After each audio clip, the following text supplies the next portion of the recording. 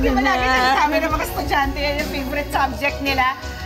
Back to school po tayo kasi dito sa Kada Umaga. At sa mga mami na tulad ko, for sure, madaling araw pa lang gumigising na para ihanda sa pagpasok ang kanilang mga anak at para i-prepare ang all-important baon na talaga namang ikinakasakit ng ulo ng mga nanays everywhere kasi nakakaubos talaga ng ideas.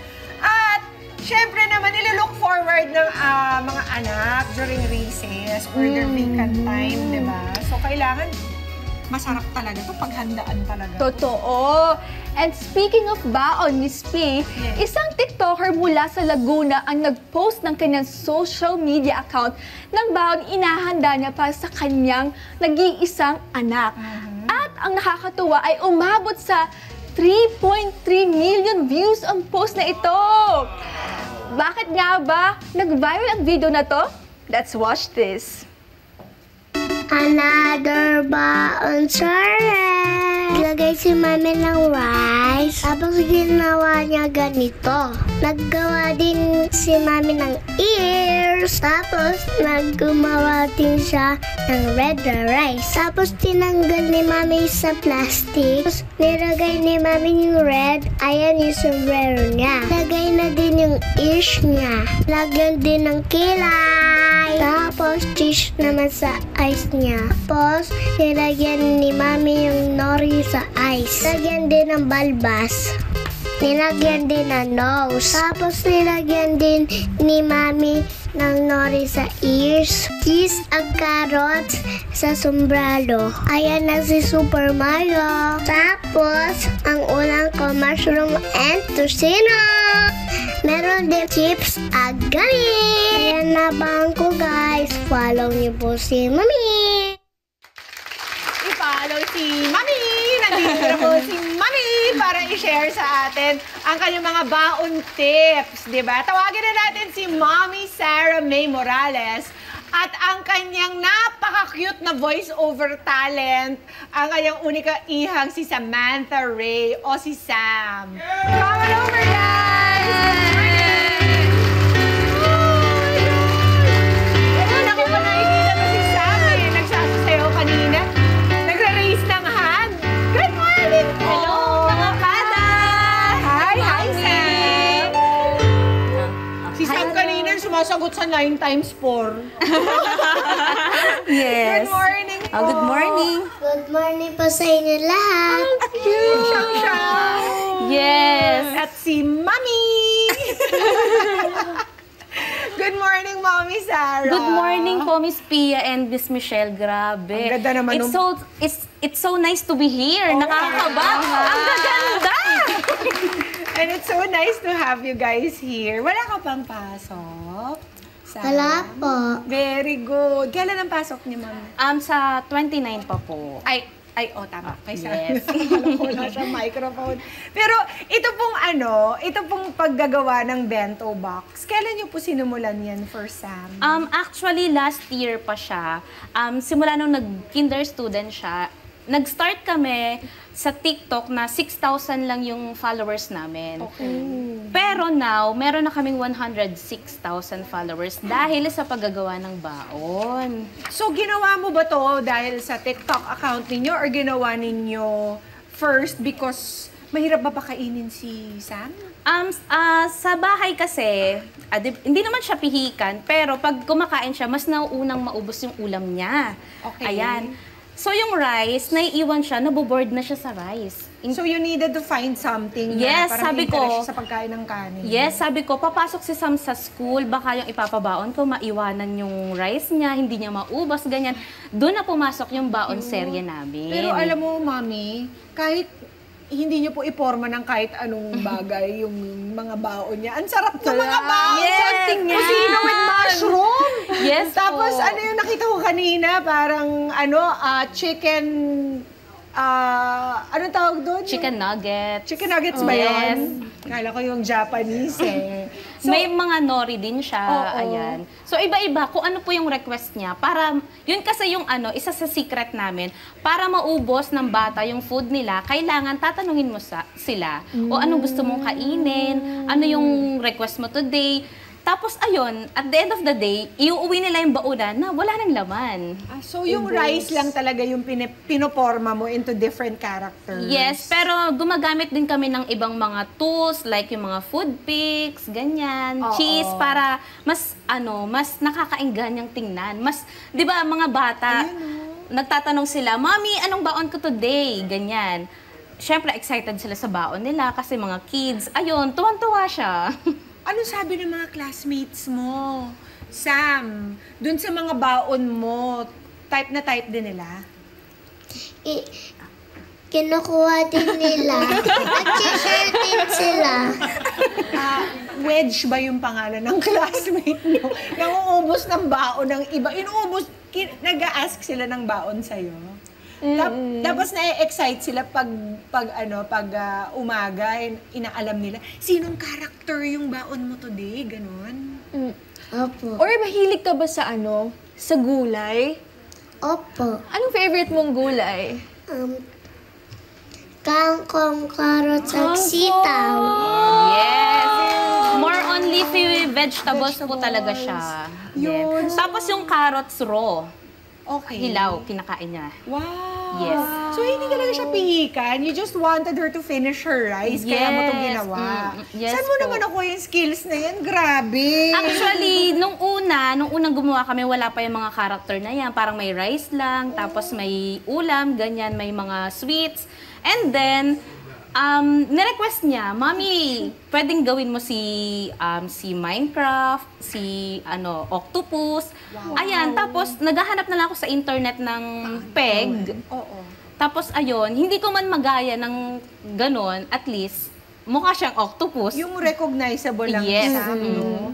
How long does it take you to make one baon, Mami? Since isang panghapon siya, so papasok siya ng 1. Okay. So magpe-prepare na ako ng 9 a.m. Magluluto na ako, magsasaing na ako. Tapos pagdating ng 10 a.m., so ayan, gagawin ko na siya, nag-video na kami. And then 11, kailangan tapos na kasi kailangan ko pa siyang i-prepare. Papakainin ko pa siya, papaliguan. Medyo mahaba-habang proseso pala Yes. ito. So, the weekend pa lang, nagpaplano ka na kung sino-sino tong characters. Kasi meron tayong mga dito. Yes. Let's show them yung mga equipment na kakailanganin. Hindi po siya basta-basta. Kailangan talaga natin mag-invest. Yes po. Ano po ito? So ito yung pangkat ng nori. Kung makikita nyo, may mga different faces. Merong nakasmile, merong pang bear. Kaya pala, Ayan. swak na swak. Yes. Ang bigote ni Super Mario talaga nakahugit na pagkaganda-ganda. Yes. Akala ko finrihan nyo. Diyan lang pala yun, Mami. Yes po. Ito yung mga secret, lalo sa mga mommies natin na gusto ding mag-start gumawa ng baon nila. Sobrang helpful nito. So, ilalagay mo lang yung nori, tapos igaganon mo. Yes. Ipapress mo lang siya ng Tapos ganyan. naka-shape na siya po. Ano pa po mga kailanganin na? And then, syempre, ang ating aesthetic na baonan. Yes, kasi makikiuso tayo. So, Gen Z. Ayan, mas maganda kung yung baonan nyo is meron na siyang mga compartment para dito yung rice, dito yung ulam, dito yung fruits natin. Ayan. Or, kung gusto nyo, lalagyan natin sila ng silicone molder para mas cute tingnan. O, lalagay natin, tapos dito natin ilalagay yung fruits, bananas, apples, ganyan. Kasi meron tayong mga kada, ayaw nilang nagtatouch yung mga pagkain nila. Yung Yes. mga bata, ganun din. Kasi ayaw natin naglalasang ulam yung prutas. Yes. Yung mami ko tsaka daddy ko, ganun. Kakain niya ng lunch, tapos ilalagay yung ice cream nila dun sa plato nila. Lasang kare-kare, lasang bagoong. Yung ice cream, ano ba yun? So, kailangan natin ng ganito. Ha, mami? Ha? Yes Yung ganito. po. Tapos, And next naman, ito para sa big help din to sa mga nag-start pa lang. So, lalagay mo si rice dito. Yan, konti lang. And then, isi-shake, shake, shake mo. Tapos, magiging circle na rice na siya. So, depende na lang sa'yo kung gusto mo lagyan ng face, lalagyan mo sila ng ice using nori. nori or cheese, di ba? Yung usual na ginagamit. Yes. Or para- kung gusto mo naman na iba-ibang kulay, lalagyan mo ng color. Yung rice mo. With food coloring? Yes. Okay. Okay. Alright. And then, these are the pics that you were saying. Yes, ito meron silang iba't ibang design, merong safari, may mga flowers, and then meron ding mga pangkat ng cheese. Ito naman, ginagamit mo for what? Para saan tong mga fork na maliliit? For example, yung mango, di ba pag kinakain medyo messy? So, ikakat-kat ko siya. Para hindi na madumihan yung kamay niya, lalagyan ko ng food pick. Ayan. Mahirap nga naman magbaon ng isang buong mangga. Yes. Tapos yung chikiting mo yung maghahati, tapos gaganon. Yes. So, nakahiwa na siya para dukot-dukot na lang. Yes, kasi di ba kinder student, hindi pa nila masyadong gamay yung Paano Yes, paano maghiwa yung pagkain nila, baka tumapon pa, ganyan. Ay, so, ano po to? this one naman is pwede siyang pang-cut, let's say, ng fruits. Gusto mo ng circle, yung apple. O, gagawin mo circle. Or pwede din sa mga cheese, ganyan, sa breads. Ayan. Oh, ang cute nito. Meron pang bunny. Yes. So, meron din yung mas maliit. Marami pa kayo sa bahay ng ganyan Yes, marami. Kasi nung simula nga, nung natutuwa din ako na nauubos na yung food niya. Ayan talagang... Collect lang kayo nung collect Yes, pa. para mas maraming design, mas masaya. So, success naman. Yes po. Talagang ubos lagi. Nauubos niya po talaga yung food niya. Tapos And tumutulong po ba magre-request si pa siya. Sam gumawa ng food, ng Yes po, baon niya? Yes, minsan nag-ano siya, siya yung magugupit, tinuturok siya marunong maggupit. na rin siya.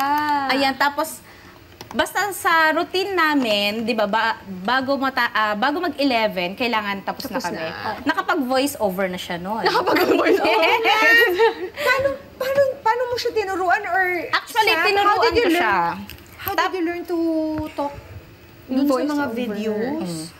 Tiniruan po ako ni Mami. Yes, tinuruan ko siya.